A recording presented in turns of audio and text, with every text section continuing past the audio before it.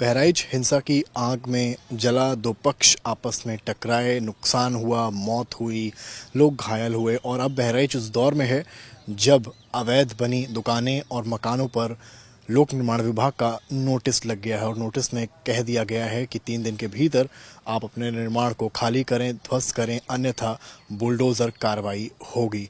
हम इस वक्त जहां मौजूद हैं वो बहराइच के महाराजगंज कस्बे का वो एपिसेंटर है जहां पूरी घटना हुई और जहां पर बुलडोज़र चलने की पूरी संभावनाएं अब बनी हुई हैं, जिसके चलते दुकानदार एक तरफ अपनी दुकानें खाली कर रहे हैं तो वहीं कुछ दुकानदार अपनी ही दुकान को खुद ही ढहाने का प्रयास कर रहे हैं। अगली तस्वीरें आप देखेंगे मोहम्मद हाजी की दुकान की, सामने की तस्वीर आप देखिए कि किस तरीके से एक छत की तस्वीर हम आपको दिखा रहे हैं जिसको ढहाने की कोशिश की गई है, यानी कि उसको ढहाने का काम यहाँ पर शुरू कर दिया गया है। जो ईंटें पत्थर आप देख रहे हैं वो साफ बता रहे हैं कि किस तरह से आगे का जो बाउंड्री वॉल है, यानी कि जो छत का हिस्सा है, उसके ईंटें को तोड़ दिया गया है और उन ईंटों को छत पे ही पीछे समेट कर रख दिया गया है। अब कैमरामैन गौरव धीरे से फ्रेम को नीचे करेंगे और जैसे ही फ्रेम नीचे जाएगा आप अगली तस्वीर देखेंगे जो तोड़ाई हुई, यानी कि जो तोड़ा गया उसके बाद जो ईंटें पत्थर टूटे वो किस तरह से सड़क पर आकर गिरे हैं। टॉप फ्रेम के ज़रिए, टॉप व्यू के ज़रिए हम आपको यहाँ की एक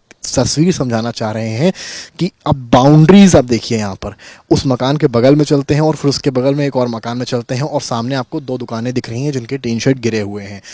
जितने मकान यहाँ पर हैं, पीछे एक मस्जिद भी आपको यहाँ नज़र आएगा, जितनी दुकानें यहाँ पर हैं ये सभी दुकानें बुलडोज़र के कार्रवाई में ढहाई जानी है, यानी कि ये 60 मीटर दरमियान जितना भी हिस्सा इनका आ रहा है वो यहाँ पर गिराया जाना है। और ये तस्वीरें जो हैं वो बताने के लिए काफ़ी हैं कि इस वक्त दुकानदार किस तरह से एक तरफ दुकानें खाली कर रहे हैं, दूसरी ओर ढहाने का अब प्रयास कर रहे हैं।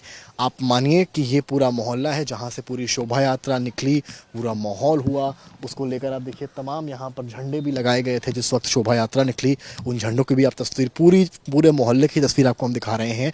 ये पूरा मोहल्ला है जहाँ इस वक्त कर्फ्यू जैसे हालात हैं, हालांकि हालात अब बेहतर पहले से हो रहे हैं लेकिन सन्नाटा अभी भी पसरा हुआ है। दूर पड़ी रोड भी आप यहाँ से देखेंगे टॉप व्यू से तो वहाँ भी आपको सन्नाटा नज़र आएगा। बीच में बिछे तारों के बीच ये झंडे लगे हैं।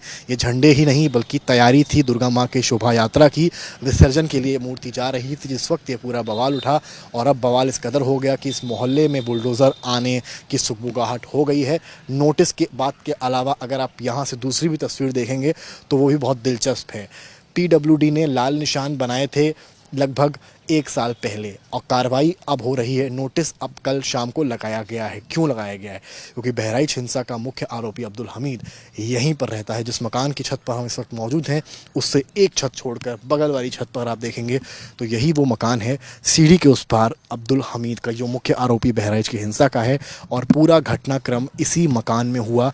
यहीं से पत्थरबाजी हुई, यहीं से गोलियां चली और सामने बनी उस छत पर ही राम गोपाल सवार हुए। उन्होंने एक धार्मिक झंडे को नीचे किया और एक दूसरा झंडा ऊपर लाया, जिसके बाद पत्थरबाजी भी हुई, तमाम चीज़ें हुई, डीजे वाले प्रकरण भी हुआ और उसके बाद यही घर अब्दुल हमीद का था जो इस पूरी घटना का एपिसेंटर बना और पूरी घटना को अंजाम दिया गया। और आज इन गलियों में इस कदर डर है, व्याप्त है कि लोग अपनी दुकानें खाली कर रहे हैं, दुकानें तोड़ने का, गिराने का प्रयास कर रहे हैं।